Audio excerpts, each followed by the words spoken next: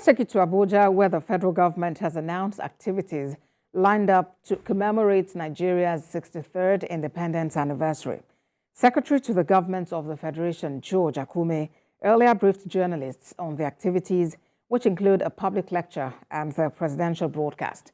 The SGF says the event will be celebrated low-key, in line with the present economic realities. TVC News correspondent Helen Osamede-Akins joins me on the news for more on this. Helen, bring us up to speed on these activities lined up to mark our nation's 63rd independence anniversary. Yes, well, Bosse, today marks the beginning of the celebration of Nigeria's 63rd anniversary with a press briefing.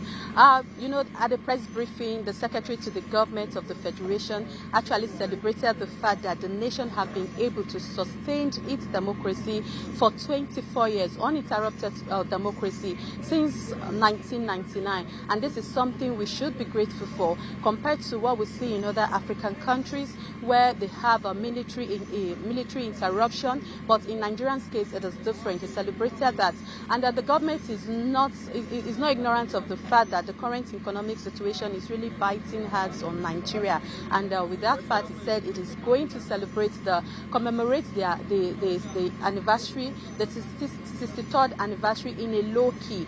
Part of the activities lined up for the commemoration include a press briefing which started today, like I earlier mentioned. Another, it's going to be a public lecture and symposium. It's going to follow with a Jumat prayer which will take place on Friday, as well as presidential broadcast on the 1st of October with interdenominational service on the same 1st of October. On 2nd of October, which will be Monday next week, a week from today, there's going to be a military parade to commemorate the day. The president, through the Secretary to the Government of the Federation, when he was filing in questions, responding to questions and answers, says yes, Nigeria has had difficult times. The time is not really ripe yet for Nigeria to go celebrate elaborately, but is hoping that sooner or later, with measures put in place by the government, we'll get to that stage where the country will celebrate elaborately and we'll have world leader attending our commemoration of subsequent anniversary.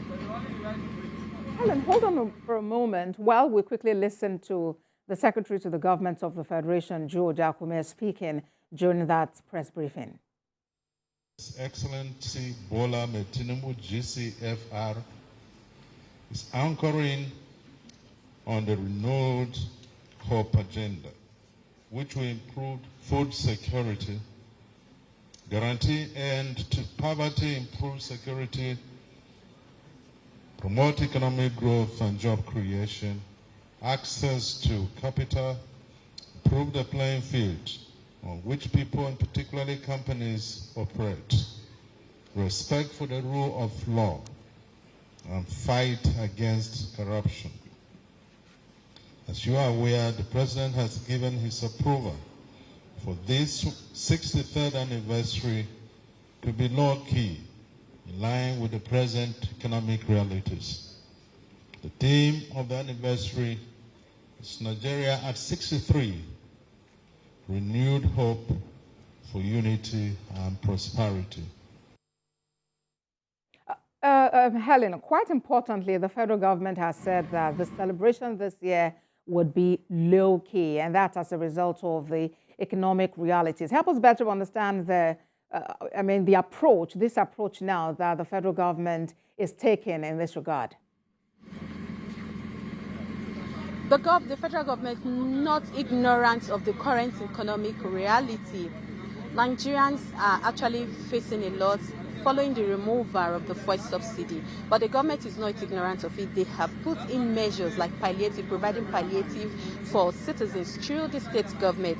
Recently it was announced that the federal government released 5 billion naira for state governments to ensure they make provisions available to help pushing the effect on their citizens. The federal government has also provided some other palliatives like providing grains, trucks of grains to help reduce this hardship in terms of making food available in the market, to reduce the cost of food items, including transportation. The president has actually promised to release buses all over the state and even in schools, tertiary institutions, to help reduce the cost of transportation on the citizens. So these are some of the measures they've put in place, and as a result of these, they want to make the celebration in a low key to ensure that everything is okay.